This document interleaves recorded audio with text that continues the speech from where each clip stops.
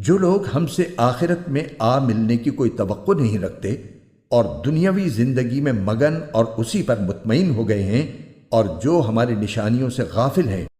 ان کا ٹھکانہ اپنے کرتوت کی وجہ سے دوزخ ہے۔ دوسری طرف جو لوگ ایمان لائے ہیں اور جنہوں نے نیک عمل کیے ہیں، ان کے ایمان کی وجہ سے ان کا پروردگار انہیں اس منزل تک پہنچائے گا کہ نعمتوں سے بھرے باغات میں ان کے نیچے سے نہریں بہتی ہوں گی۔ اس میں داخلے کے وقت ان کی پکار یہ ہوگی کہ یا اللہ، تیری ذات ہر عیب سے پاک ہے، اور ایک دوسرے کے خیر مقدم کے لیے جو لفظ وہ بولیں گے وہ سلام ہوگا، اور ان کی آخری پکار یہ ہوگی کہ تمام تعریفیں اللہ کی ہیں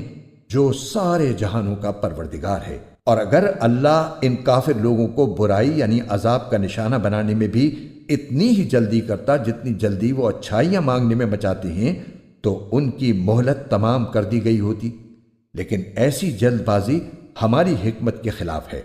لہذا جو لوگ ہم سے آخرت میں ملنے کی توقع نہیں رکھتے، ہم انہیں ان کے حال پر چھوڑ دیتے ہیں کہ وہ اپنی سرکشی میں بھٹکتے پھریں، اور جب انسان کو کوئی تکلیف پہنچتی ہے تو وہ لیٹے بیٹھے اور کھڑے ہوئے ہر حالت میں ہمیں پکارتا ہے۔